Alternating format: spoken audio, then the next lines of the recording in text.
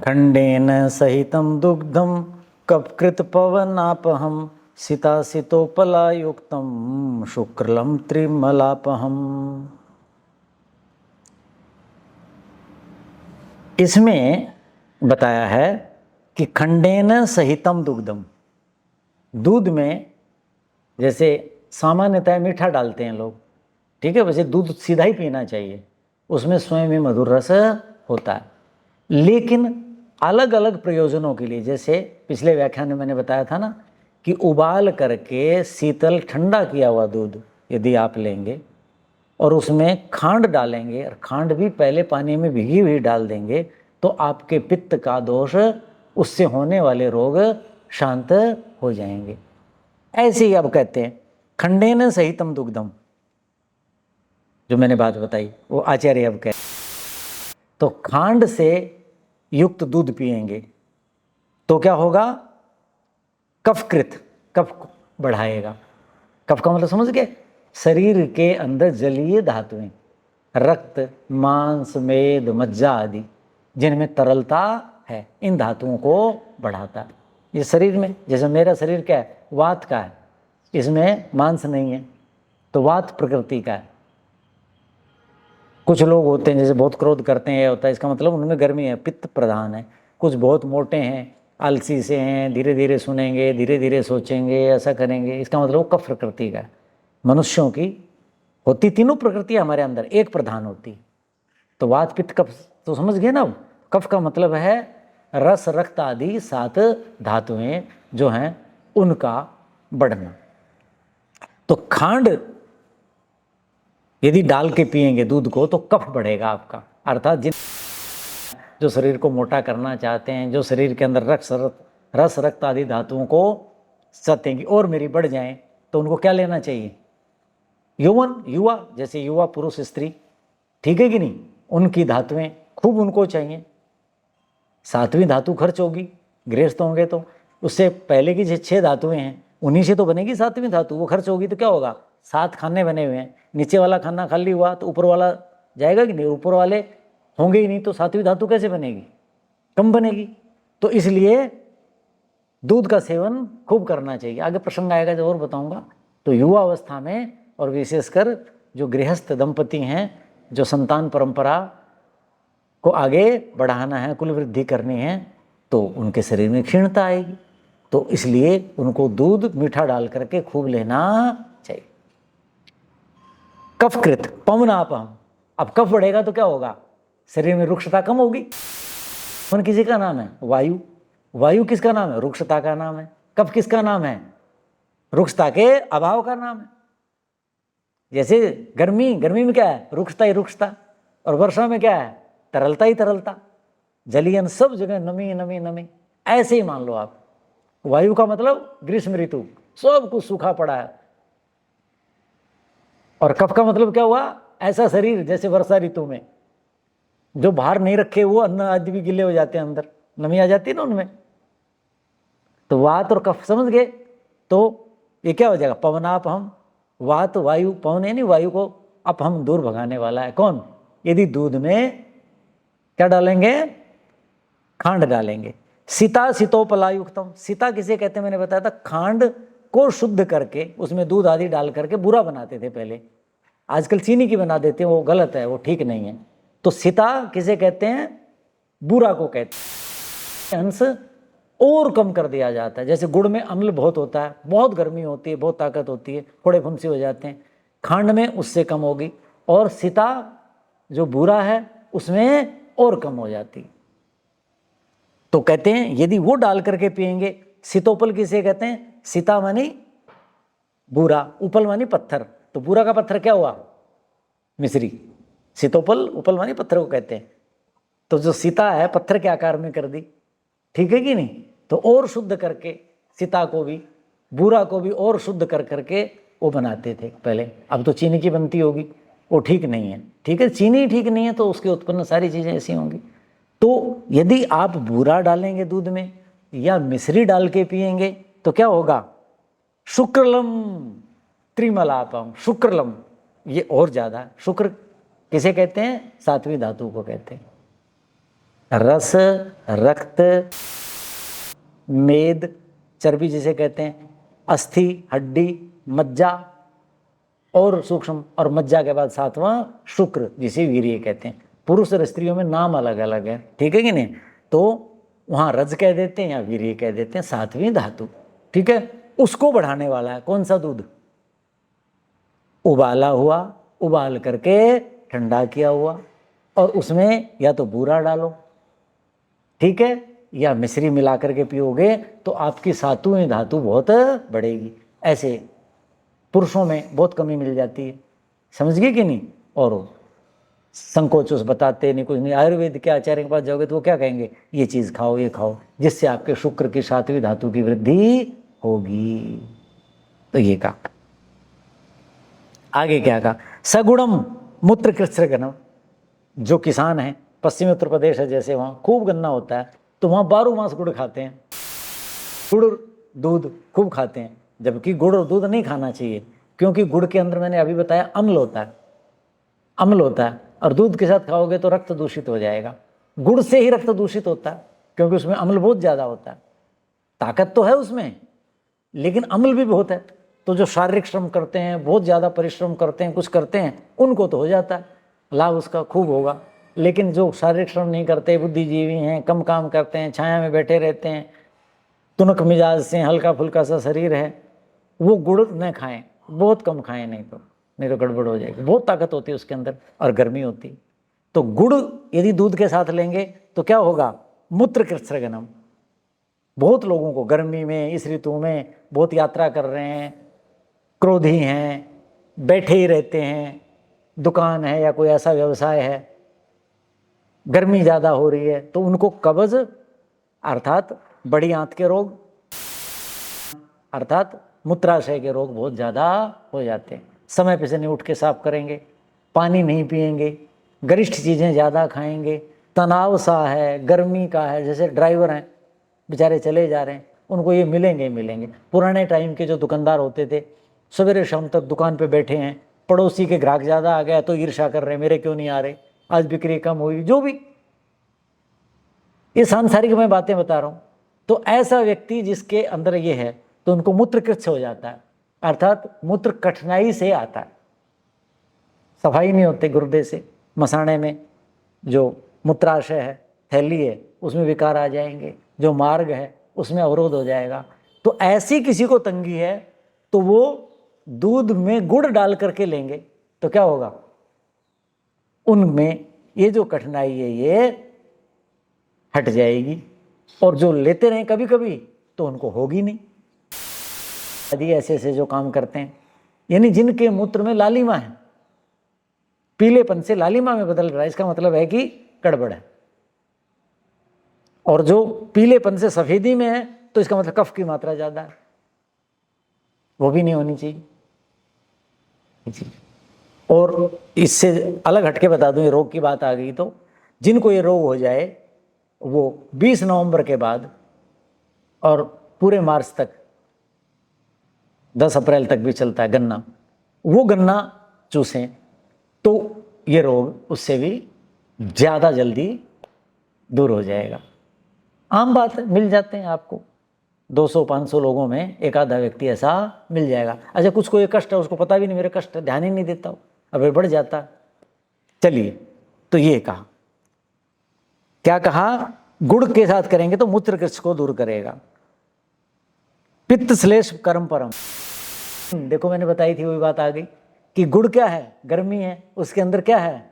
वो पित्त पैदा करेगा, अम्ल है। तो कहते हैं परम बहुत ज्यादा पित्त को पैदा करने वाला है। और श्लेष मैंने क्या कहा? श्लेष्मा कफ को पैदा करेगा। क्यों?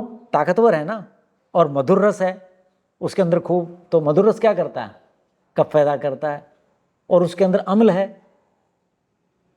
तो क्या करेगा? वो पित्त पैदा करेगा। तो परम इन दोनों को ज्यादा पैदा करता है यदि दूध में गुड़ डाल के लेंगे तो अपनी अपनी प्रकृति आवश्यकता के अनुसार दूध का इस रूप में आप प्रयोग कर सकते हैं।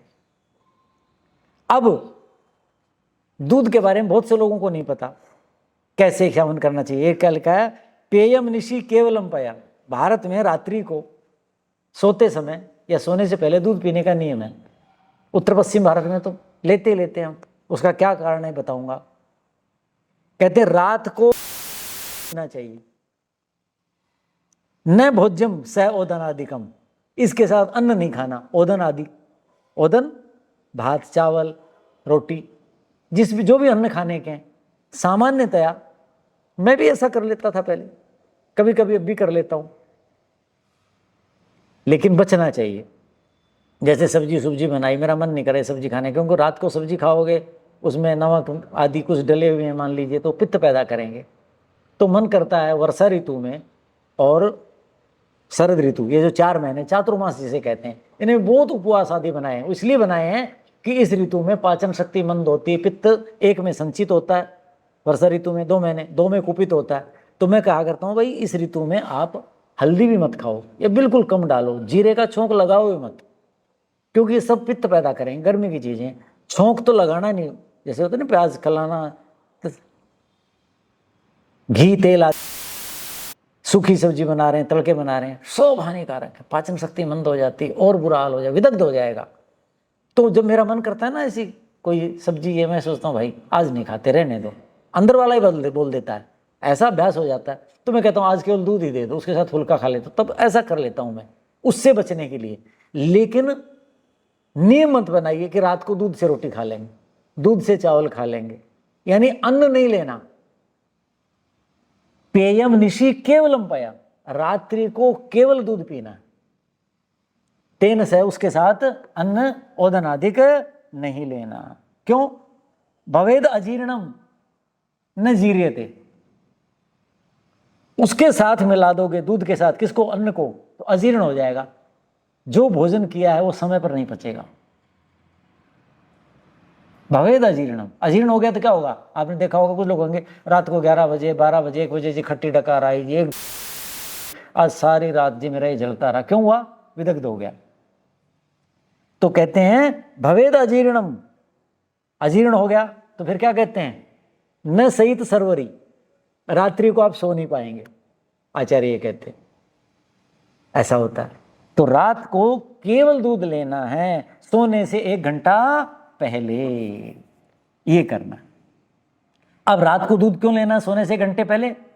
2 घंटा पहले सोने से भोजन कर लो, भोजन के 1 घंटे बाद दूध लेना। पौना लगा लीजिए और पौना 1.5 कर लो, इससे ज़्यादा तो नहीं, ठीक नहीं है। ठीक है, ये नहीं है कि अभी रोटी खाई 10-15 मिनट बाद दूध लेके सो गए, फिर गड़बड़ हो जाएगी।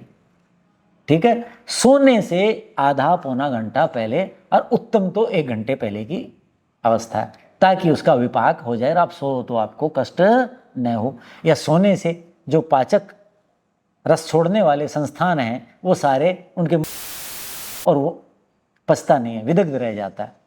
ठीक है कि नहीं? आपने देखा होगा ना कितनी बड़ी बड़ी रातें होती हैं सर्दी की, आपको भूख लगती है क्या? क्यों नहीं लगती? कि पाचन शक्ति मंद हो जाती सोने से, रात्रि के कारण।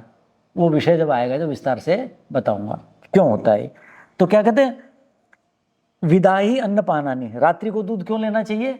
विदाही अन्न पानानी दिवा भूंगते ये नर, दिन में मनुष्य विदाही अन्नपान खाता है। विदाही समझे? जो दाह पैदा करते हैं, जो पित्त पैदा करते हैं, नमक खा रहे हैं, मिर्च खा रहे हैं, कोई समोसा खा रहा है, कोई तली हुई सब्जियां खा रहे हैं, कितनी तरह की चीजें खा रहे हैं। और मैं थोड़ा इसमें और जोड़ दूं, हम जो केवल जीव नहीं, 5 जो सेंस हैं, ज्ञानेंद्रियां, कान से विदाही चीज सुनते हैं, ऐसे शब्द सुनते हैं जो हम सुनना नहीं चाहते। आपको कटु वचन बोल दिया किसी ने, आप क्या चाहते हैं? मुझे कौन कैसे देखे? आप आंखों से वो देखना चाहते हैं जो आपको प्रिय है, और आपको कटु दृष्टि से देख रहा है, ऐसी चीज दिखाई देगी जो आपको अच्छी नहीं लगती, करेगी। आपको ऐसी गंध मिल गई जो आप नहीं चाहते तो आपको दाह होगा। आपको ऐसा स्पर्श मिल गया जो आप नहीं चाहते, केवल रसना नहीं, रसना की बात नहीं है। तो मैं इसमें अपनी तरफ से ये चीज जोड़ता हूं कि भाई 5 ज्ञानेंद्रियों से, यानी रसना के अतिरिक्त 4 ज्ञानेंद्रियों से दिन भर हम प्रतिकूल चीजें अंदर ले रहे हैं, उससे हमारे अंदर क्या होता है? क्रोध, ये ईर्ष्या, तंगी, कुढ़न, ये सब पैदा होती है, उससे पित्त पैदा होता है, विदाह होता है उससे। ठीक है, तो कहते दिन भर मनुष्य विदाही अन्नपान का सेवन करता है, तस्मात, इसलिए। आयुर्वेद का आचार्य देखो क्या गजब सोचता है, कितना बड़ा विज्ञान है। तो जी उसका उपाय तो बताओ कोई। तत्प्रशांति अर्थम, वो जो दाह पैदा हुआ आपके अंदर, उसकी शांति के लिए निशि दुग्धम सदा पिबेत, रात्रि को सदा दूध पीना चाहिए। बात समझ में आई? क्या कहा? केवल दूध पीना, अन्न आदि नहीं लेने। केवल कब पीना है मैंने बता ही दिया, कम से कम आधा घंटा पहले, 1 घंटा पहले तो अच्छा है, पौना घंटा मध्यम है, भोजन के 1 घंटा बाद, ठीक है, और सोने से इतना पहले। क्यों पीना है? दिन भर हम विदाही अन्नपान लेते हैं। मान लीजिए कोई नौकरी कर रहा है, अब वहां तो भोजन नहीं मिल रहा, तो क्या ले जाएगा? घर से ले जाएगा, वो ठंडा हो गया। ठंडा जो भोजन है पचाने में शरीर को क्या है? दाह पैदा होता है। बाहर का खा लिया वहां का लेके, उसमें तो मिर्च मसाले होते हैं, किसी ने कैसा बनाया है, बासा है, कैसा है, वो दाही है। और ये 4 ज्ञानेंद्रियां, उनसे भी जो है, तो वो सारे आपको अंदर दाह पैदा करते हैं। उनका दाह कर्म शांत हो जाए, वो आपको तंग न करें, खट्टी डकारें कि यहाँ जलन न हो, है जी, ऐसी ऐसी स्थिति आ जाती है। एसिड इतना बनता है कि आपको यहां से आकर के मुख में जो छिद्र है ना, जो नासिका में जाता है, उससे नाक तक में के अंदर एसिड चला जाता है। ये स्थिति आ जाती है। मेरे से लोग चर्चाएं करते हैं। तो यदि नियमित रूप से रात को शीतल किया हुआ दूध और उसमें खांड या बूरा, उत्तम से उत्तम मिश्री शीतल कर करके, और वो आप ले लेंगे यदि 1 घंटा पौना घंटा पहले, तो आपको ये सारे दोष नहीं होंगे, वो उसको संभाल लेगा। देखो ये परंपरा घरों में डाल दी, पीने वालों को पता है कि लाभ है ना, बस क्या है, अरे भाई दूध दे दो, आज दूध नहीं मिला। कहीं भी जाएंगे, जैसे कहीं शहर में चले गए, दूसरी जगह घूमने, लोग क्या करेंगे? होटल पे रोटी खाई, फिर कहेंगे चलो भाई थोड़ा दूध पी आते। पहले याद हो, हलवाई रखते थे, चौड़ा सा वो होता था, और उसमें मलाई डाल करके ऐसे ऐसे ऐसे ऐसे यूँ कर, इसके क्यों हलवाई ऐसे ऐसे करके क्यों करते? इसके पीछे भी विज्ञान है, वो प्रसंग आएगा आगे आगे। तो वो पीने जाते हैं, उनको जीवन में डाल दिया ना, जीवन में डाल दिया। कैसा करना है? इस क्या है? सृष्टि विज्ञान है इसके पीछे। अब क्या कहा? बाले वृद्धि कर्म, यदि बच्चा दूध पिएगा तो बच्चे को क्या चाहिए? शरीर में वृद्धि चाहिए, बढ़ेगा। और क्या कहा? क्षय कर्म, जो व्यक्ति कुछ होते ना क्षय रोग जिनको होता है, सुखा रोग जिसे कहते लोक भाषा में, क्षय अकर्म, जिसको क्षीणता हो गई है उसकी क्षीणता को समाप्त करेगा। जिसको सुखा रोग हो गया, कितना ही खा लो, कितना भी कुछ कर लो, इसको जो लगता ही नहीं है, इसको तो कुछ बनता ही है नहीं, डॉक्टर साहब बताओ क्या करें। ऐसी ऐसी बुरी स्थितियां हैं, पता नहीं लोगों को। एक बच्चा कॉलेज में पढ़ने आता था, वो ये है गुरुजी, ये तंग कर देता। क्या? बोले जी मेरी मम्मी ना मेरे को घी चूरमा बना के दे देती हैं। जैसे कॉलेज खुलता है जुलाई में, और वो वर्षा ऋतु, फिर शरद ऋतु, जी मेरी मम्मी ना मेरे को बादाम भी देती, बेटे बाहर खा लेना, भूख नहीं। गुरुजी मेरे को भूख नहीं लगती। अरे वो जल्दी से उठा है, सवेरे सूर्य निकलते वहां से बस चल दी, वहां से असंध पहुंचती थी, असंध से फिर कॉलेज आता था 1 घंटा। उसको कहां भूख लगेगी? और वहां क्या देती थी लाड़ प्यार में? घी डाल करके चूरमा बना दिया, परांठा बना दिया। और वो भी कब? जठराग्नि सबसे मंद होती है उस ऋतु में, बताओ क्या करोगे? तो हमेशा यूं ही करता रहता था, गुरुजी मेरे ये तंगी। मैं कहा बेटे इस ऋतु में ये चीज नहीं खाया करते, आप हल्की सी ये चीज लिया करो, इससे तो विदग्ध हो जाएगा। तो वो सूखा सा रहता था। माँ क्या चाहती थी? इसको घी खिला दूं, चूरमा खिला दूं, घी का परांठा खिला दूं, बादाम खिला दूं, मेरा मोटा हो जाए, तगड़ा हो जाए। लोगों को थोड़ा सा दूध दे दो, धारोषण दूध दे दो, नहीं तो उबला हुआ ही दे दो। तो ऐसे जो होते हैं, कहने का मतलब उनको क्या करो? उसकी क्षीणता को समाप्त करेगा। वृद्धेषु रेतो वहम, जो वृद्ध लोग हैं उनमें शरीर में क्या हो जाती? 7वीं धातु रेतस कहते हैं, वीर्य शुक्र जिसे कहते हैं, स्त्री पुरुष दोनों की 7वीं धातु कम हो जाती है। लेकिन आवश्यकता पड़ गई, कोई घर में ऐसी चीज हो गई, संतान मर गई, फिर बड़ी उम्र में जरूरत पड़ेगी संतान पैदा करने, ऐसा जरूरत हो जाती है। तो शरीर में तो धातु है ही नहीं, कम है, तो ऐसे लोगों के लिए जिनकी धातुएं क्षीण हो गई हैं अवस्था के कारण या समय से पहले ही, भोजन, आहार विहार, जीवन शैली, विचार,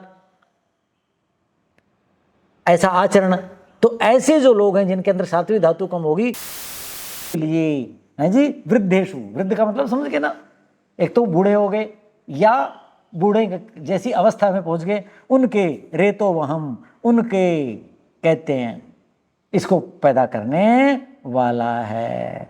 अंतिम बात कहता हूं, रात्रौ पथ्यम अनेक दोष शमनम। वैसे बात कह दी लेकिन आचार्य की भाषा में कह रहा हूं। रात्रि को दूध पीना, पथ्यम, पथ्य का मतलब क्या होता है? हितकारी। पथ्यम का मतलब औषध स्वरूप है ये। अनेक दोष शमनम, अनेकों जो दोष हैं ये जो बता दिए, ये तो है ही अनेकों दोषों को दूर करने वाला है। हितम चक्षुष्यम, और नेत्र ज्योति के लिए भी हितकारी बताया गया है। तो मान्य सज्जनों, अब जो शेष बातें हैं वो अगले व्याख्यान में उन पर विचार करेंगे। ओम शांति शांति शांति। ओम।